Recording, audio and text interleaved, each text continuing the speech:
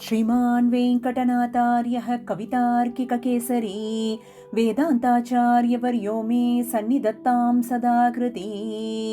अस्मद्गुरुभ्यो நமः. அனைவருக்கும் நமஸ்காரம். மார்கழியின் முதல் நாள், இன்றைய முதல் பாசுரம்.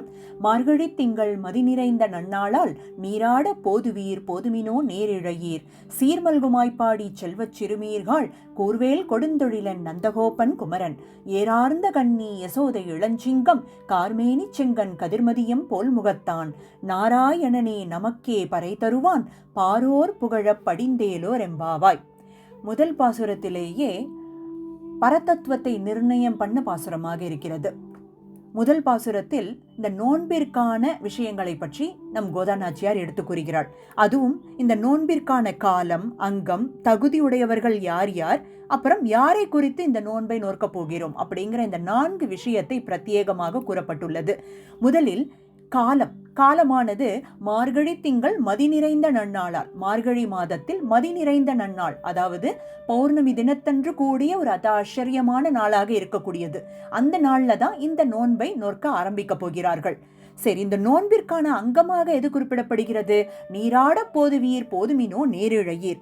வாங்கோ, நம்ம இந்த நோன்பிற்கான அங்கமாக இருப்பது நீராட்டம். அனைவரும் முதலில் நீராடச் செல்ல வேண்டும் அப்படின்னு சொல்லி தோழிகளை கூப்பிடுறா. யார் அப்படின்னு பார்த்தா நேர் இழையீர் என்றால் நேர்த்தியான ஆபரணங்களை அணிந்துள்ள தோழிகளே, கூட இருக்கக்கூடிய அனைத்து தோழிகளையும் நம் கோதாநாச்சியார் இங்கு கூப்பிடுறா. சீர்மல்கும் ஆய்ப்பாடி செல்வச் சிறுமீர்கள், அனைத்து வித செல்வச் செழிப்புகளால் சிறந்து விளங்கக்கூடிய பெண்களே, அனைவரும் இந்த நோன்பில் பங்கேற்க வேண்டும், வாங்கோ நம்ம நீராட போகலாம் அப்படின்னு சொல்லி கூப்பிடுறா. யாரை நோக்கி இந்த நோன்பு? கூர்வேல் கொடுந்தொழிலன் நந்தகோபனுடைய குமரன்.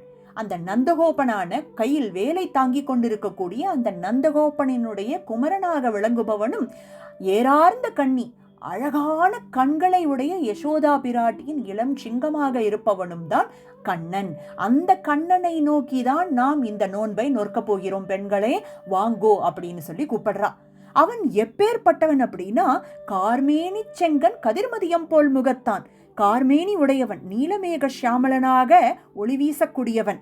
செங்கண், அதாவது சிவந்த தாமரை ஒத்த கண்களை உடையவன்.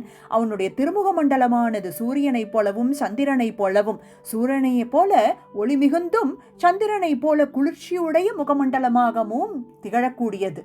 அப்பேற்பட்ட சிறப்புடையவனை நோக்கிதான் நாம் இந்த நோன்பை நோக்கப் போகிறோம். அவன் யாரும் கிடையாது, அந்த கண்ணன் தான் நாராயணன். அதை தான் எப்படி சொல்றா இந்த இடத்துல? நாராயணனே நமக்கே பறை தருவான். நாம் எதை நோக்கி அந்த நோன்பை நோக்க போகிறோமோ அதனுடைய பரிசாக அந்த பறையை கொடுக்கக்கூடிய பெருமையும் திறமையும் யாருக்கு இருக்கு அப்படின்னா அந்த நாராயணன் ஒருவனுக்கு மட்டும்தான் அப்படின்னு சொல்லி பாரோர் புகழ படிந்தேலோர் எம்பாவாய். இந்த உலகமே மெச்சும்படியாக நாம் இந்த நோன்பை நோக்க வேண்டும், வாங்கோ பெண்களே அப்படின்னு சொல்லி தன்னுடைய தோழிமார்கள் அனைவரையும் அழைக்கிறாள் இந்த முதல் பாசுரத்தில். இந்த முதல் பாசுரத்தினுடைய மைய கருத்து அப்படின்னு பார்க்கும் பொழுது, நாராயணனே நமக்கே பறை தருவான். இந்த ஒரு வார்த்தை போரும். ரத்தின சுருக்கமாக அந்த பரதத்துவத்தை நிர்ணயம் பண்ண வரிகளாக இருக்கக்கூடிய வரிகள் இதுதான். அப்போ நாராயணனே பரதத்துவம் அப்படிங்கிற ஒரு விஷயத்தை தான் இந்த ஒரு வரிகள் இந்த இடத்துல நம்ம அனுபவிக்க வேண்டிய வரிகளாக இருக்கு. இதை ஒட்டிதான் நாம் இன்னைக்கு பஞ்சஸ்தவத்தில், அதாவது வைகுண்டஸ்தவம், வரதராஜஸ்தவம், சுந்தரபாகுஸ்தவம் என்ற 3 ஸ்தவங்களிலிருந்தும் ஒவ்வொரு ஸ்லோகத்தை எடுத்து பரதத்துவத்தை நிர்ணயம் பண்ண ஒரு ஸ்லோகத்தை எடுத்துக்கொண்டு நாம் அனுபவிக்க போறோம். எப்படி கூறத்தாழ்வான் இந்த பரதத்துவத்தை நிர்ணயம் பண்ணி அதை அனுபவிச்சிருக்கார் அப்படிங்கிறத பார்ப்போம். முதல்ல ஸ்ரீ வைகுண்டஸ்தவம், இதில் 17வது ஸ்லோகத்தை நாம் அனுபவிப்போம். தத்வார்த்த தத்பர பரஷ்சத வேத வாக்யைஹ சாமர்த்யத ஸ்மிருதிபிரப்யத தாத்ருஷீபிஹ த்வாமேவ தத்வ பரசாத்விக சத்புராணைஹ தைவக்ஞதீபிரபி நிஷ்சினுமப்பரேஷம். அதாவது பரதத்துவத்தை நிர்ணயம் பண்றதற்காக பல விஷயங்கள் இருக்கு. நிறைய விஷயங்கள் நம் முன்னோர்கள் நமக்கு காமிச்சு கொடுத்துருக்கா, எப்படி பரதத்துவமானது நிர்ணயிக்கப்பட்டது அப்படிங்கிறது. இதற்கு முழுமுதற் காரணமாக ஆதியாக இருந்து அதை நிர்ணயப்படுத்தியது எது அப்படின்னு பார்க்கும் பொழுது அந்த தத்வார்த்த தத் பரஷத வேத வாக்கியைஹி, பரதத்துவத்தை வெளிப்படுத்தும் வேத வாக்கியங்கள். வேத வாக்கியங்கள் என்ன சொல்றது, பரதத்துவம் என்னன்னு சொல்றது கவனிப்போம். அடுத்தபடியாக சாமர்த்தியத ஸ்மிருதிபிரப்யத தாத்ருஷீபிகி, அதாவது மனு, யக்ஞவல்கியர், சாண்டில்ய, வால்மீகி, பரத்வாஜர், இந்த மாதிரியான ரிஷிகள், முனிவர்கள், இவா எல்லாருமே இயற்றிய ஸ்மிருதிகள். இந்த ஸ்மிருதிகளை கொண்டு நாம் அந்த பரதத்துவத்தை அறியலாம். அடுத்தபடியாக துவாமேவ தத்துவபர சாத்விக சத் புராணைகி, சாத்விக புராணங்களாக இருக்கக்கூடிய விஷ்ணு புராணம், பாகவதம், வராக புராணம் இப்படிங்கிற புராணங்கள் எல்லாம் அந்த பரதத்துவம் என்ன அப்படிங்கிறத ரொம்ப விவரணமா நம்மளுக்கு எடுத்து சொல்லியிருக்கு. இந்த பரதத்துவத்தை விளக்கக்கூடிய அந்த சத்துவகுணம் மேலோங்கிய நிலையானது யாருக்கு இருக்கு அப்படிங்கிறத நமக்கு ரொம்ப அழகா எடுத்து காமிச்சிருக்கு. அது மட்டும் இல்லையா, தைவக்ஞ தீபிரப்பி நிஷ்சினும பரேஷம், பரதேவதா பாரமார்த்தியம் அப்படின்னு சொல்லக்கூடிய எம்பெருமானை உள்ளபடி அறிந்தவர்களின் திருவுள்ளம்படியும் ஆக 4 விஷயங்கள் சொல்லப்பட்டிருக்கு. முதல்ல அந்த வேத வாக்கியங்களை கொண்டு அந்த பரதத்துவத்தை அறியலாம். அடுத்தபடியாக ஸ்மிருதிகளின் வழியாக அந்த பரதத்துவத்தை அறியலாம். அடுத்தபடியாக சாத்விக புராணங்களை கொண்டு அந்த பரதத்துவத்தை அறியலாம். அது மட்டும் இல்லாமல் பரதேவதா பாரமார்த்தியம் என்று சொல்லக்கூடிய அந்த பெருமாளை அறிந்தவர்களின் திருவுள்ளம்படியும் நாம் அவனை அறிய முடியும். அப்போ இதுல இருந்து தாம் அறிந்தது என்ன அப்படிங்கறது இங்க விளக்குறார். அப்படின்னா தேவரீரே பரமாத்மாவாக நாங்க கொண்டோம், அதாவது நாராயணனே நமக்கே பறை தருவான் அப்படிங்கிற இந்த 4 விஷயங்களையும் பறக்க சொல்லி நிர்ணயப்படுத்தி தெள்ள தெளிவாக நமக்கு எடுத்துரைக்கிறது அப்படின்னு இந்த 17வது ஸ்லோகத்தில் அதி ஆச்சரியமாக கூறத்தாழ்வான் அனுபவிக்கிறார். அடுத்தபடியாக வரதராஜஸ்தவம், இதில் 6வது ஸ்லோகத்தை கொண்டு நாம் அனுபவிக்க போறோம்.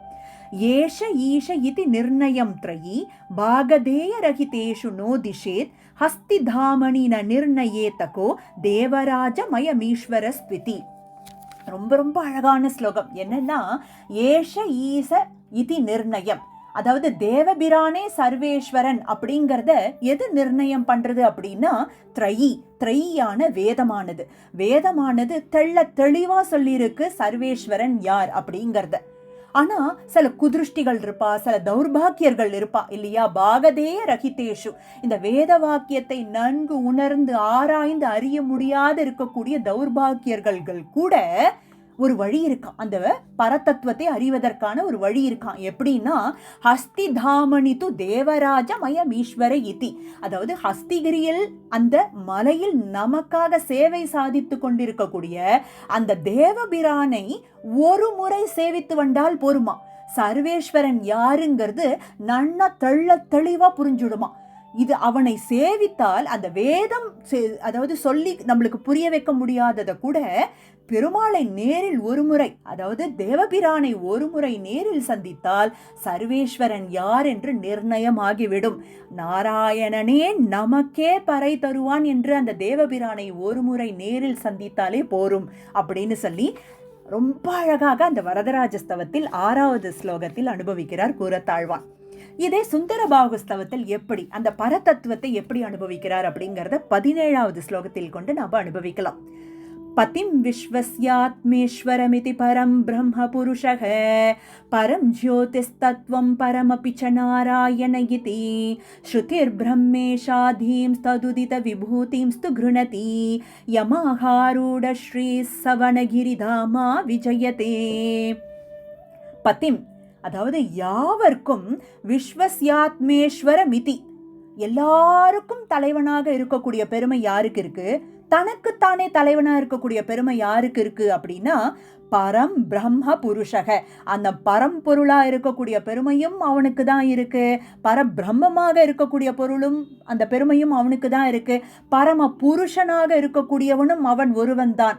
அவன் யார் அப்படின்னு சொல்றதே பரம் ஜோதிஷ் தத்துவமா இருக்கக்கூடிய நாராயண இதி, அந்த உயர்வான தத்துவமான நாராயணனே பரம்பொருளாவும் இருக்கான், பரபிரம்மமாவும் இருக்கான், பரம புருஷனாவும் இருந்து அந்த பரதத்துவத்தை இந்த 2 வரியில முதல்ல நிர்ணயப்படுத்திடுறார். அந்த நாராயணனே நமக்கே பறை தருவான் அப்படிங்கறது இந்த 2 வரிகள் அழகா சொல்லிடுறது.